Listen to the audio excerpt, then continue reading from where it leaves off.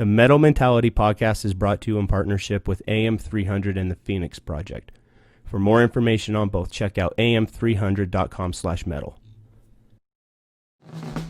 I felt alone, like I was trapped in a cold, dark room. I will be the last to fall.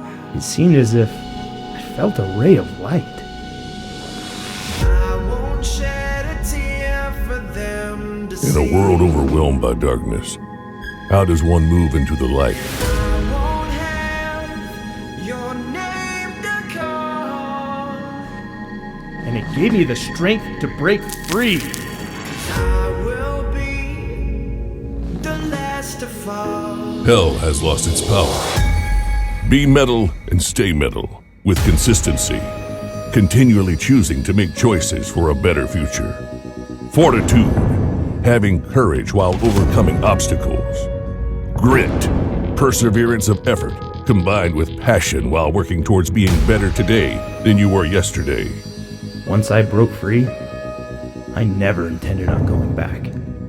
But I had made a promise that if I ever found my way out, I would return and fight to liberate those still trapped inside.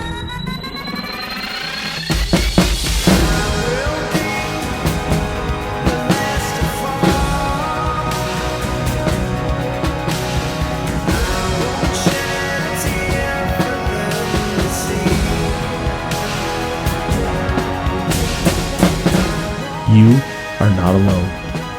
Rest assured, I will be the last to give up. These are metal-minded individuals, and these are their stories. You're listening to the Metal Mentality Podcast. Now, here's your host, Preston Ewell.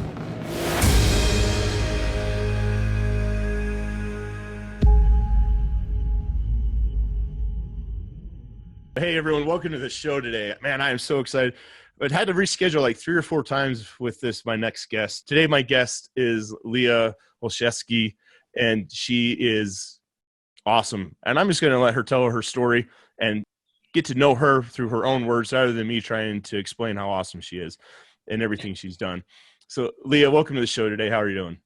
Thank you. I'm doing great. The number one question everybody wants to hear from the guests, and the answer is the most important question. It's the reason why people come to the show, I believe, is this question that, what is your opinion on Bigfoot? I love it. Anything can happen. Anything is possible. So I don't say absolutely no. I'm going to say maybe. Maybe Bigfoot, maybe. Yeah. All right. That's good.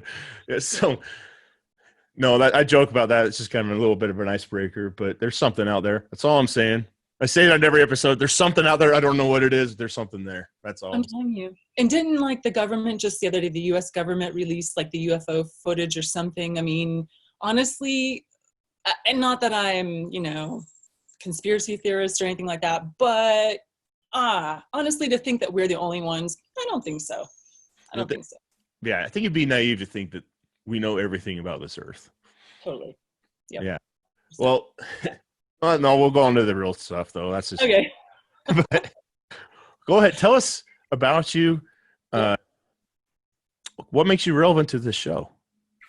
Relevant to the show. So I guess it's that tie-in of military service, probably to a degree, but not always, right?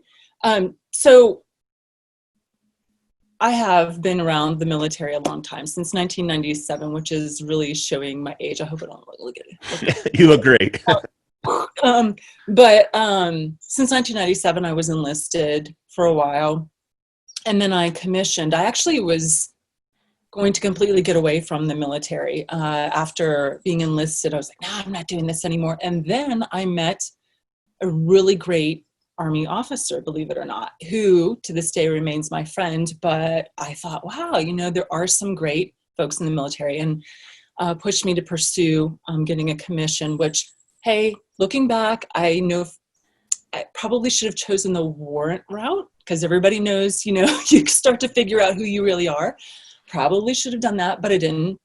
And that's why when I talk to people these days, right, I say, hey, consider the warrant route if you're going to go enlisted to something else. But I did commission into MI, which not James Bond. I thought maybe, but no, not James Bond. It's more like have computer will jump.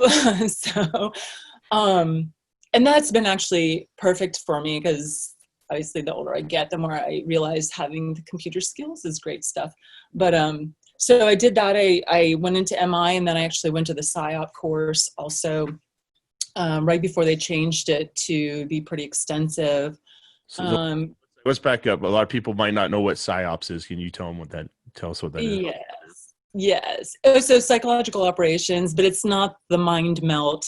Well, maybe sometimes it is, but it's not exactly the mind melt everyone thinks it is. They think that, I've got some super special degree in, warping people or influencing, and that's definitely part of it, but not warping, but influencing. But it's pretty cool because I remember being able to kind of like, be between those two worlds, MI and PSYOP, and then I, spend some time with both. It's a really cool place to be, where you have a little bit of knowledge in both, and they do sort of work off of one another to a degree. So it's pretty neat. I did do that, and then, spend some time, right, with doing military duties, and kind of decided, like we just talked about, to stay on the Reserve or National Guard side of the house. There was a period of active duty, mobilization basically. But I decided to stay Reserve National Guard because I had other goals also. And I've been really, really happy with that. I've stuck with that, and it's worked out well for me. And you're in the Virginia National Guard, is that right? So I'm actually in the Alabama Army National Guard. And I did that specifically because, so I spent some time at JSOC, but then after that again, I said, I don't know, do I want to keep doing this? What do I want to do? I started government contracting, so I was deploying with them versus the military. I got away a little bit from wearing the uniform. And a friend of mine who is in the J4 at JSOC came back around to me. We stayed in touch over the years, and probably, I don't know, I think it was around 2011, 12, he said, hey, Leah, have you thought about a special forces group? And of course, both special forces groups are on the National Guard side of the house instead of the Reserve side of the house. So I had to make the switch to National Guard, and I specifically came back in to go to 20th Special Forces Group. Actually interviewed with them in 2012 or so, and then took an entire year to really make up my mind and say, let's go for it. Ended up at the GSB, of all places in the world. Which is what? Yeah. Exactly? Support Battalion. Right. So you're in the Special Forces Group Support Battalion. That's pretty cool. Yeah, it was a great experience, and I think it was because, again, my friend came from J4. So he was, he's an awesome person, awesome officer, awesome across the board. And he was just trying to say, hey, maybe you want to think about doing, I think it's the 90 Alpha or something, like doing the logistics side of the house, or doing something besides Intel. I'm not trying to push me out of Intel, but I said, that's kind of cool. Let me try it. So I came in, spent about a year and a half at the GSB, and then said, okay, I want to go home. I want to go back to Intel. So I ended up going over to headquarters and doing the Assistant 2 position, and then the S2 position at 20th Group. Yeah. Yeah. There's a lot of acronyms in there, but I think we got most of them. So even I forget some of them too. I'm not calling you out or anything, but that's just the world that we both of us come from, being military, is every acronym. And I've been in 12 years, and I still am like, wait, what's that? Oh, yeah. That happens all the time. That's just the world we come from, right? So not only does your military service make you relevant to this show, but I want to get into your story, because I'm just going to say this, you've been through some real shit. Now, I don't cuss a lot on this podcast, but I don't know how else to put it. You have been through hell and back. And I've said a lot of times on the show that each of us will go through our own hell. Yes. But the way out of our own hell and into whatever the light, or however you want to call it, into a healthy life, is pretty much the same for all of us. You got to know who you are. You got to be consistent. You got to focus on consistency. You got to have fortitude, which would be patiently waiting with courage. And then till you get out, you have to just rely on your grit. and you were one of the most gritty individuals I know, and it's super awesome. So why don't you get into your story a little bit about being in your own personal hell and getting to where you're at now? Right. Okay. Whew. This is going to be the hard part, right? I'm kind of like you. I'm like, hey, smiles, and you try to really think about the good stuff in the future. But going back is a little painful.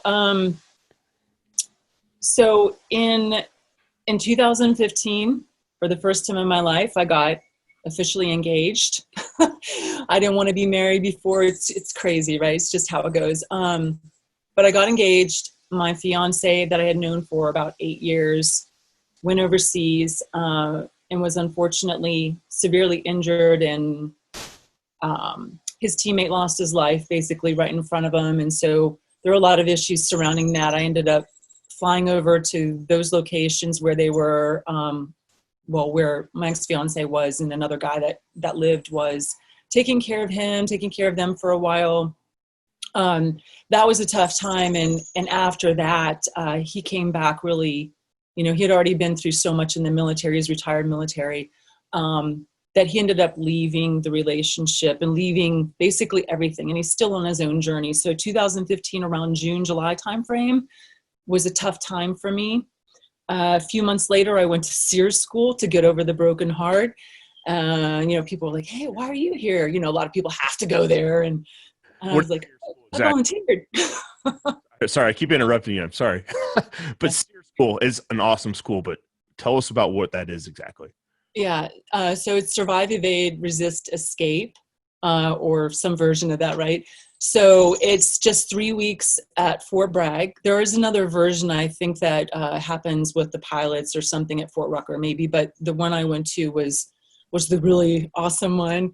3 weeks of fun, and man, some of the best people ever. I loved the folks that went to that school with me, and you can look back now and laugh and stuff, but it was pretty interesting. It was a great time. And what it did is I swear it chemically, it changed my brain. So when I was going through this period of, I just lost the man that I loved and all this other stuff, it really shifted my brain, my mindset. And from that point on, not that I wasn't still, bummed and hurt, but it changed me, and I came out of that pretty good. And I don't know if that's a warped thing to say, but it really helped me adjust out of that. And the good news is that my ex-fiance and I stay in touch to this day. We're good friends, and he's on his own journey as well. But that kind of leads me up to 2016, where I was back on my feet, ready to go again. I was doing well with, the unit, and I had gotten back to my business, FEMTAC and stuff. I had gotten back to that a little bit. I was pitching for funding and things like that. I was doing really well, and I moved to Florida, down near the Hurlburt area, the Panhandle, Lower Alabama, LA. And I met somebody that was just it was almost, I didn't expect it. I wasn't looking for it. It just so happened. And this person was an active duty Air Force member, though, who had worked in the special operations community also. But unfortunately, when I met him, I didn't realize he was not a part of the unit there, AFSOC, anymore. I thought he was. There's a lot behind that, but I thought he was, but it wasn't the case. And when I met him, he was about to be PCS'd, moved to Travis Air Force Base, California. So that's how it started. We met, it was kind of fast and furious. In August of 2016, he moved. He went to Travis Air Force Base, California, and I stayed in Florida. Yeah, that's the start of that. So it started. So how long had you been dating when he moved? Only since we started talking in May of that year. He moved in August. So between May and July timeframe, we didn't even really meet each other in person. And it was basically in July that we met each other in person. And I think the first date was, the beach, yay. the beach, great stuff. That evening, dinner time, hey, Leah, I'm moving to California. I'm being PCS to California. And I was like, oh my gosh, like I meet this person who's really enjoyable and things like that. And he's taken off to California, but he was honest about it. And we just continued, until he basically left, and that was it. So, yeah.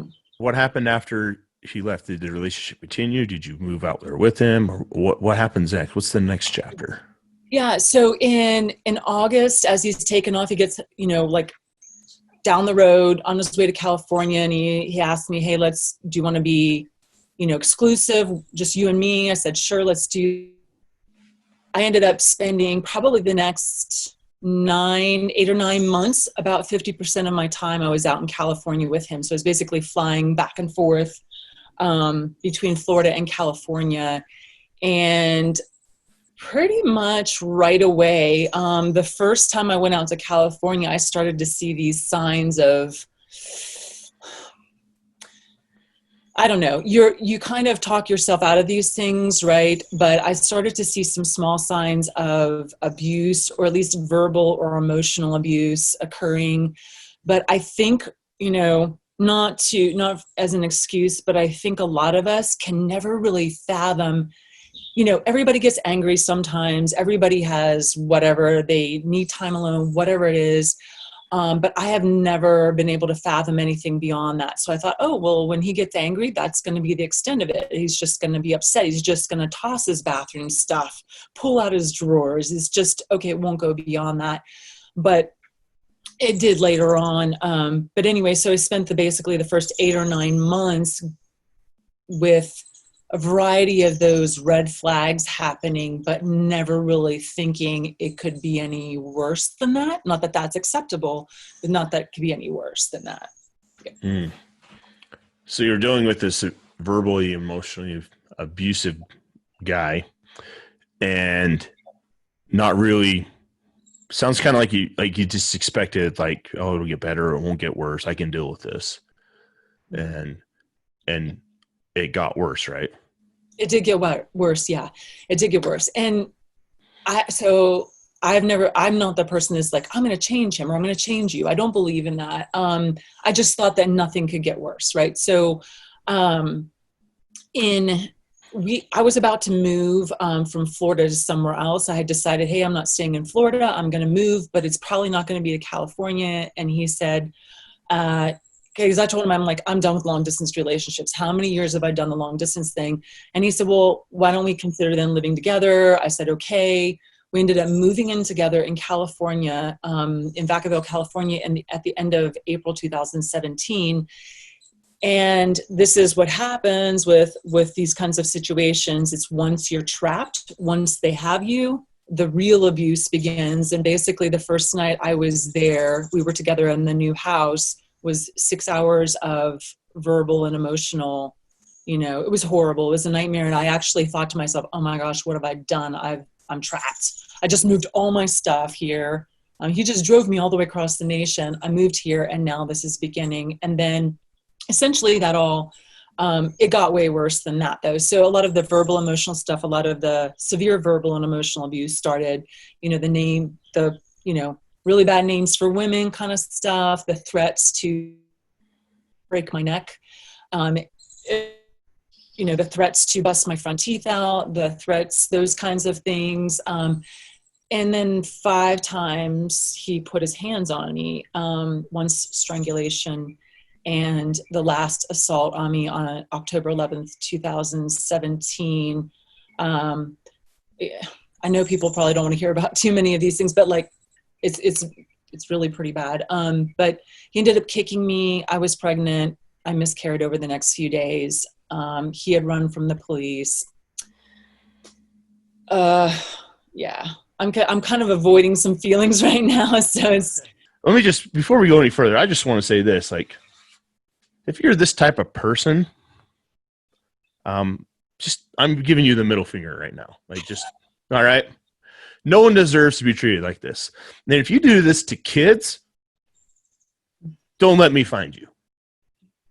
because nobody deserves to be treated this way. Everyone deserves to be treated with love and respect because everyone matters. Every life matters. It doesn't matter what you've done in your past. It doesn't matter what you're going through right now. It doesn't matter what somebody has said or what you have told yourself that you believe to be true. It does not matter. You have worth. You have value. And everything that you do in this life matters. Every word that you say matters.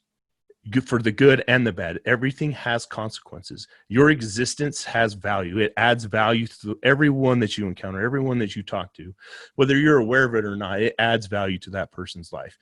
Right. I'm talking, yeah. It's hard because I talk to other women who have been victim survivors. And I'd like to touch on that in a second real quick. But we're all the same, I mean, in that we never want anyone, right, to suffer or be hurt, but we know the right thing needs to be done. So I've had many conversations with even my sister who's in federal law enforcement, and that's also about that, but like that the guilt and the way you deal with when it started to look like he would get in trouble, and I would call her and say, oh, I feel bad and horrible, but at the same time, I knew that was the right thing. You don't want people to suffer, but you know what's right. It's not even tough love. It's, hey, you committed a crime. You need to pay the price. And so there's absolutely right. You want them. Well, you get to a point where you stop thinking about what they need or what they want or any of those things, right? Because it's sort of not my call on the justice piece. It's sort of not my call on what, God's going to do or any of that, anything like that. But I do want accountability and responsibility for crimes, right? Of course I do. And whatever that turns out, it looks like in the end for him, so be it. I have no control over that. But for sure, yeah. I mean, I'm the person who wants, that's why I kind of stayed in that relationship. I want to uplift people, and I wanted him to come along and let's go and grow and do all these great things together. But what you have to realize with an abuser or an abusive person is that no matter what you do, it's never going to be good enough. It's never going to be right. You're going to be jumping around, trying to do this, trying to do that, and it will never, ever work. You're going to try to use logic against them. You're going to try to use love with them, and it's just not going to work with them. They're illogical. They don't actually love people. It's more of a front to manipulate and get what they want. So, over these many months that this was going on, I was writing people. In fact, many times over, I wrote friends. I'm like, I got to go. I got to leave. I got to get out of here. And then he would take my phone, read it, and like explode. He did that all the time. He would take my phone away from me so I couldn't call friends or police, but he would read it and explode. So you can kind of see in my text messages and calls to people how the pattern was. Every time I said I was going to leave, it got worse. Every time I was going to leave, it got worse, until it was just happening so often. And it was getting progressively worse. And the hard thing about it too is that he would tell me about his past, and you would think that I would process it and say, oh, get out of here. But that's what happens with domestic violence and abuse, is that you really get roped in, and it becomes, the physical is bad enough. The emotional, psychological is, it's crazy what it does to you, and that you stay and you're trying to get them help, and you're trying to get it's a very bad place to be. But what I will say is that, going back to, I said I wanted to touch on other women earlier, is that I want people to know that are out there that are either experiencing this or have friends or family experiencing this, that because it's happening to you, you're the victim, doesn't mean you're any less, right? I think most people would look at me and say, that happened to Leah? Oh my gosh, no way. She was so tough and so strong and so on it. And she had, her business was going well and this was going well. And we could never expect Leah not to leave a guy like that. But it happens all the time. You'll see women who are, it doesn't matter if you're a doctor, a lawyer, whatever it is you do for a living, but you'll see some very tough women, including some of his ex-girlfriends. And these ladies they're awesome. They're awesome. And some of them still serving, man, they are so cool. And you'll see a lot of women. I just recently got connected to a lady who has a PhD. She's an economist. She works for this huge global organization. She spent 2 years in Africa living without running water. I mean, this lady is awesome, and she's experiencing the same thing. It happens to a lot of different people. You should not be ashamed by it. You should reach out for help and realize you're not the only one in any way that, you know, if anybody ever does want to talk about things, not only like possibilities, what's safe, resources, I'm happy to always talk to women, men, it doesn't matter, because especially within the military, you don't just see it with women. I've known an 18 Alpha, right, special forces officer who was being abused by his wife. So things happen to a lot of different people, and it doesn't mean anything about you. It's really about that other person. Yeah. That's what I want to get into next. But before we do that, how can people get in contact with you if they're struggling or they have questions? Yeah, sure. So I'm on LinkedIn, right? I think it's just / Leah Marie Olszewski or something like that. But you can also Google me, my first name Leah, and then Olszewski, my last name, and I pop up on the internet now because of I testified in front of Congress last September about domestic violence in the military, and then I also pop up because I've been in the media quite a bit about it. Not something you want to be known for, right? But it's just what it is. So you can Google my name. You can find me on LinkedIn. You can also email me at leaholszewski.com. Any one of those ways you can find me. I would love to talk to people because if nothing else, I can't solve everything, but I can possibly shoot them off in the right direction. That's awesome. That's why I want to have you on the show. This is why Leah is awesome. Not everybody's willing to talk about this stuff and share their experience and then put themselves out there and help other people. Testifying before Congress that's kind of a big deal. I don't know if you know how big of a deal that is, but it's a pretty big deal. And the fact that you're willing to do that to protect other people and to get justice and to make sure that this doesn't happen, it's just awesome. You're just awesome. Thank you. So you're talking about there's the self-hatred that people have. And I think that was what I wanted to get at. I wrote down potential, someone's potential versus their internal self-hatred. And I think, tell me if I'm wrong, and I might be, but I think oftentimes when you enter into a relationship, most of us fall in love with that person's potential. But that's what we look at, like, man, they could do so much. They their potential is awesome. They could be an incredible individual. And then as you get further into that relationship, everyone puts a little bit of a mask on to begin a relationship, right? To protect, it's a self-preservation thing that we do so that we are as we're wading through these waters to find out is it safe or not. And then as that mask comes off, we get to see people for the self-hatred that they have. And everybody has things that they hate about themselves. We all have things that we wish that we can improve. But the people who truly have that self-hatred, they cannot love and accept themselves for any way for who they are. Once that mask is removed, they can't put it back on. And that's when the abuse begins. Am I correct in that?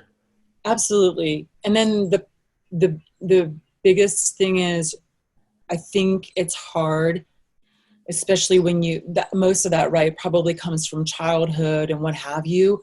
It's almost, see, I hate to say that you can't change, right? That's not what I want to say, but it's really hard with some of this very heavy negative stuff from childhood, 20 years of it or whatever, to change, especially when you continue to lie to yourself about who you really are, what you're really doing and things like that. But it's extremely hard to change that. And so as courageous as I am, I wish that those people, as courageous as I feel, whatever I have been, or other women or other men have been, I would love to see the same courage in those folks, because it would take a mountain of courage to actually say, oh, I'm not good and I did wrong, and let me do something about it. Because for example, so he would tell me, I know I'm bad and I know I'll need counseling the rest of my life, but is he going to tell everybody else that? No, of course not. So And then are you going to go get the counseling? Are you going to get Right. that? And then once you go to a counselor and they hit all these soft spots in you and they hit all these insecurities, are you willing to address them? Are you willing to take ownership for the things that you need to take ownership for? And I think that's why most of us struggle with fulfilling our potential, is we're unwilling to be accountable for our actions, the words that we say, but I think more importantly, the words that we tell ourselves. So I imagine in his head, he's saying, yeah, I'm a terrible person. I'm a terrible person. And every once in a while, you probably would say, like, I'm a total piece of human garbage. And so he acted like garbage. Yes. Which is sad. And it is. It's horrible. I'd hate to be him. Yeah. And then to take it out on somebody else is even more sad. You hate yourself so much that you're willing to abuse another person because you just can't deal with life. That's a tough situation to be in. But it's not acceptable. We all have a responsibility to ourselves first, I think. Mm-hmm. If we're going to change, we want to be better. You have to be accountable. Right. I think, there's a lot to that. Yeah. And that's accountability is huge. And it's hard because when you're accountable, it's painful. Especially to yourself, when you know that you could be doing better and you're not, to really look at yourself and say, wow, I'm failing myself right now. Mm-hmm.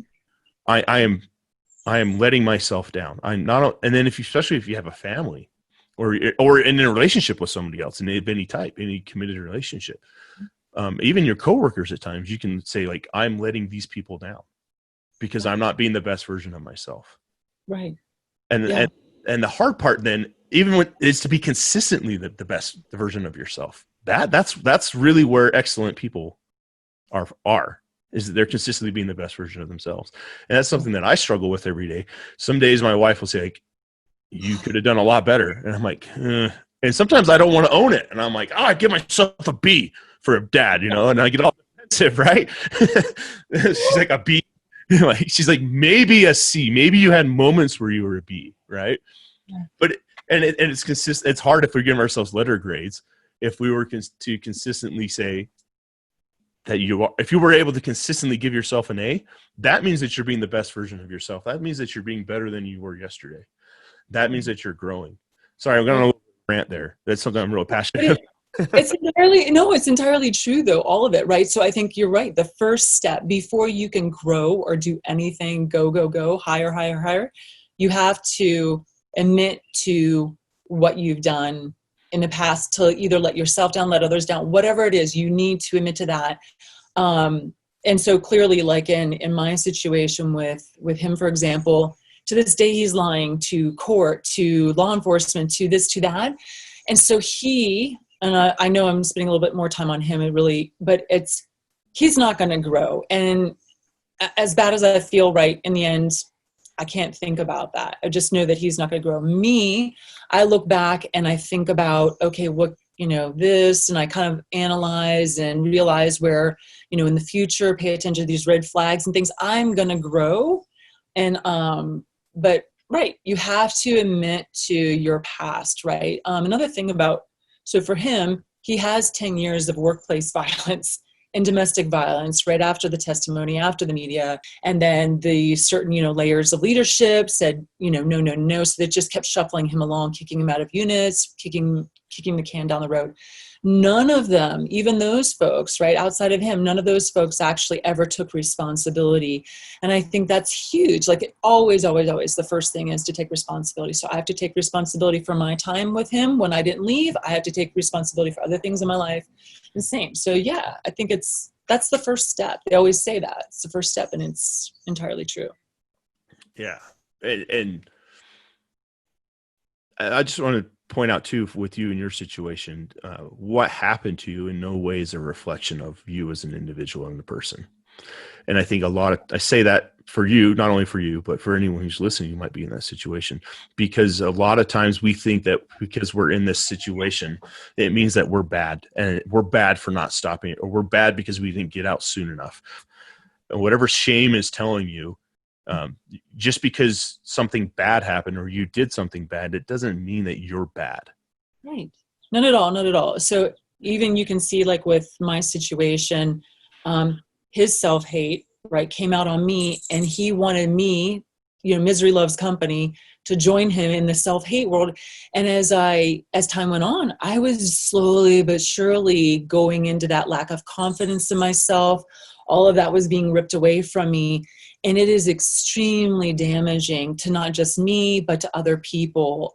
So I never, if somebody who has made a mistake, done something really bad, not that they're bad, but really bad, would ever come and like say, I'm really sorry, I take responsibility, I would believe that person has the potential to be great and do great things again. Like, I would never say, you're just, the end and you're the evil end and stuff, and you just need to go die and fade away or something. I think that people,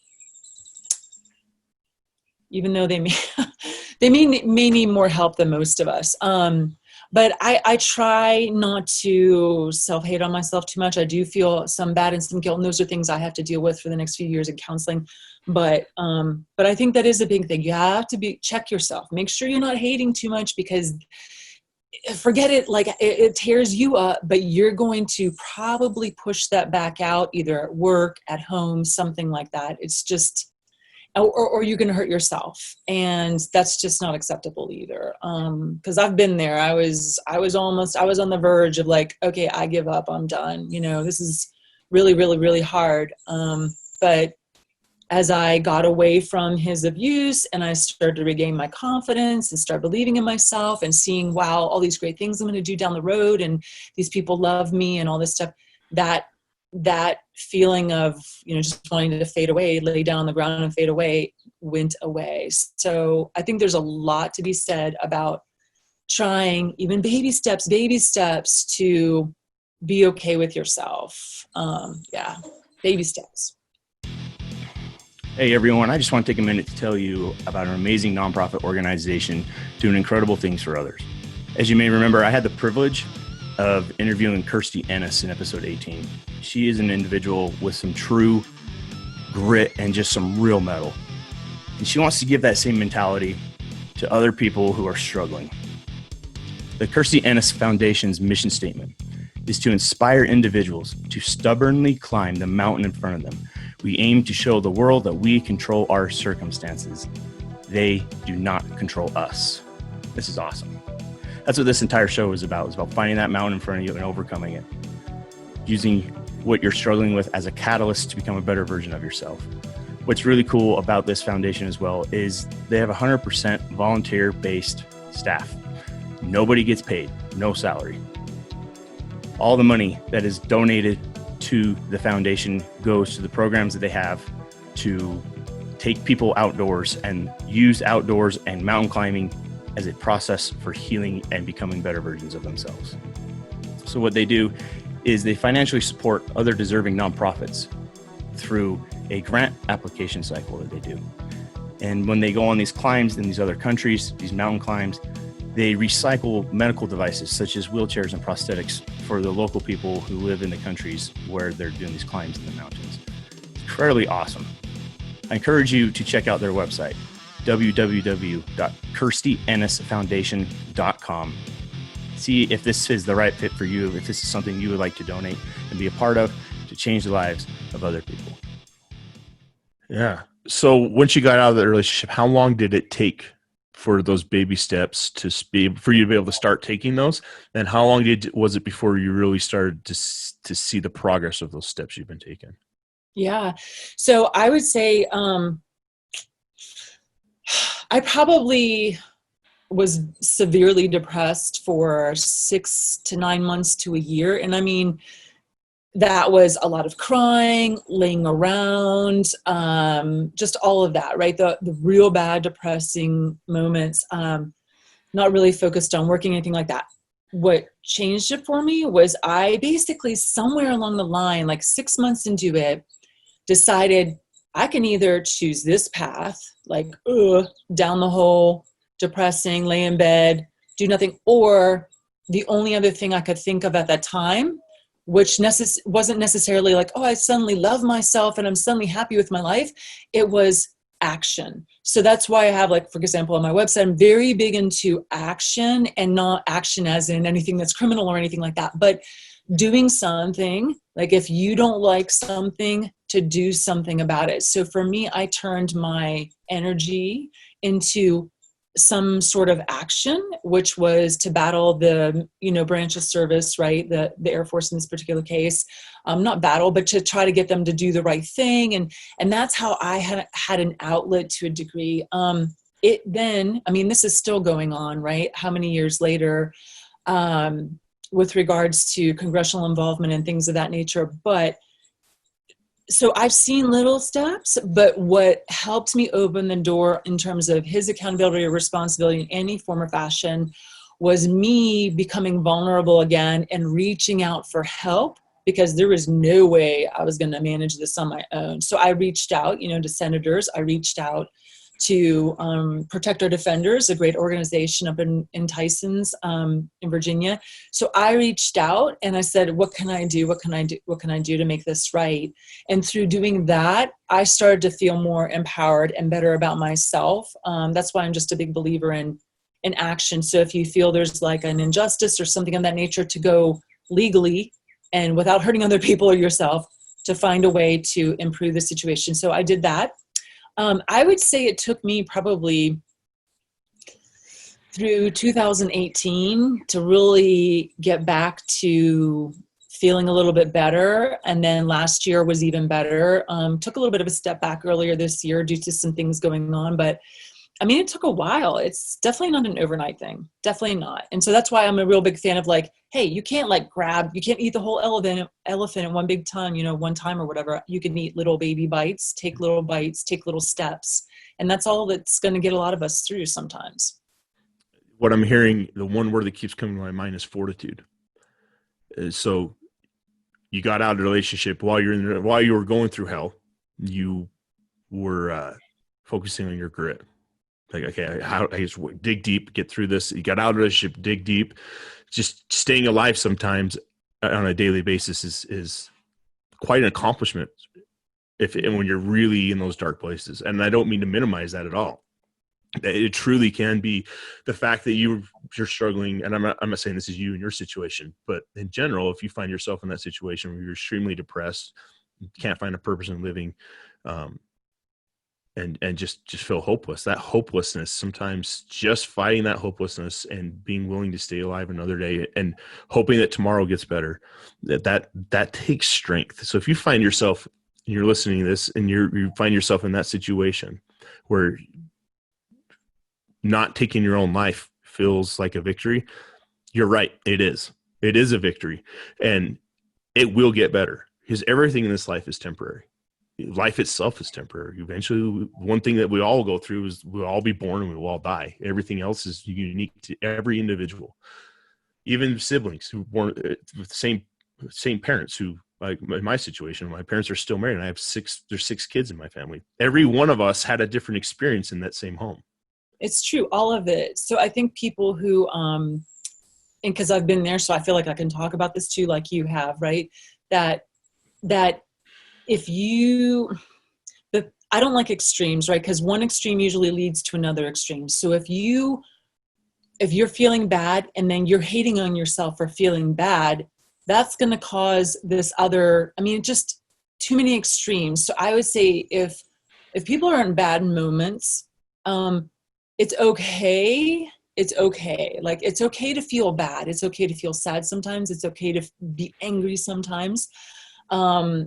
It's okay, because I think if you are comfortable with that and just let yourself feel for a minute, that eventually you will pass out of that. It's usually when people are like, oh, I want to hurt myself, or I want to hurt somebody else. And then they're like on the other shoulder, right? They have like the angel and the devil. And it's like, no, but don't do this and do this. And it's back and forth. And there's actually an in-between. If you just let yourself like feel for a second, it's okay to be angry. It's okay to be sad.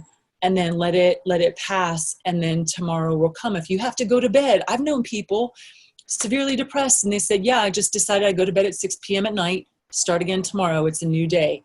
And that's all they could do. And that's all I could do. I was doing hour by hour a lot of times. I was doing day by day. So for me, sometimes when I'm feeling bad, I'll just say, hey, I'm going to go to bed. I'm going to watch Narcos for a little bit, dumb out, whatever it is, go to bed early, next day, and then go. And that's all you can do to get through. And I think that's completely fair. You should give yourself a break, because when you don't, it comes back to that self-hate. Well, I hate myself for wanting to hurt myself, and I hate myself for this life, and I hate myself for what I did or what somebody else did or whatever.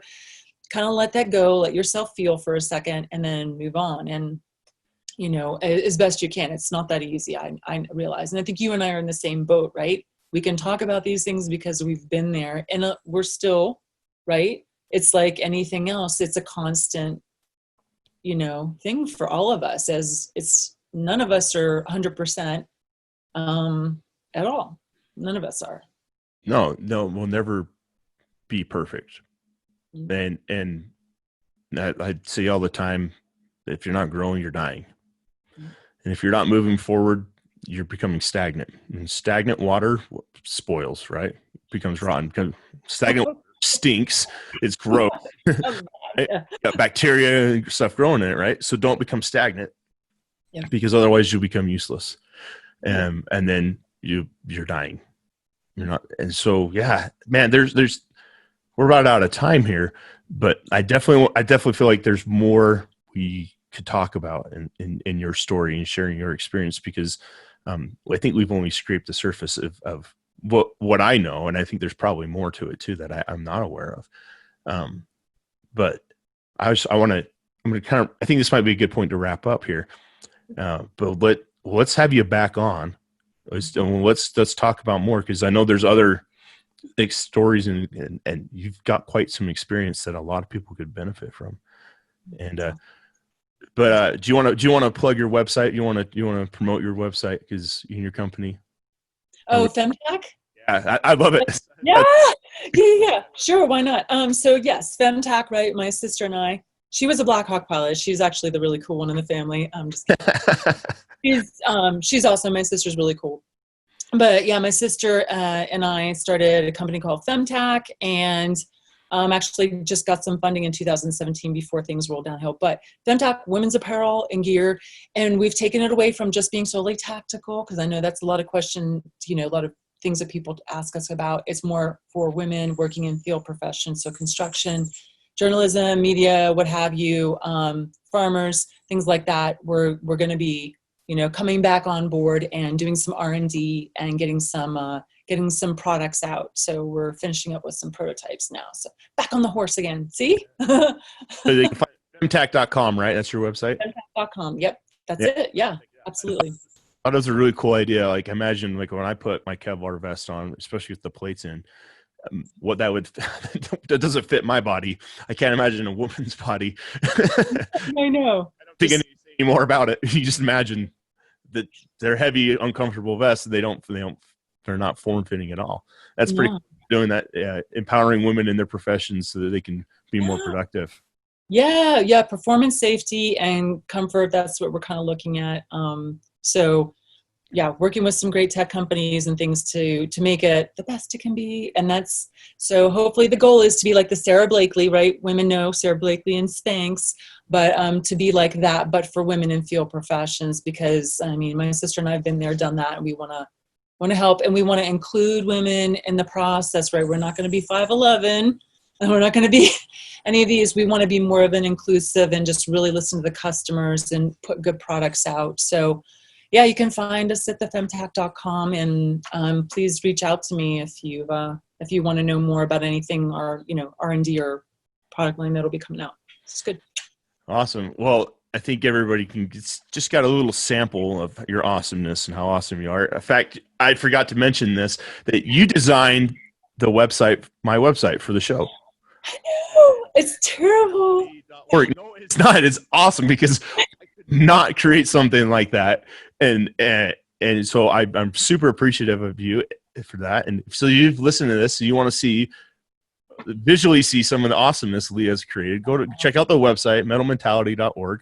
And on there, plug our t-shirt program. You can if you buy one of our t-shirts, you get one free.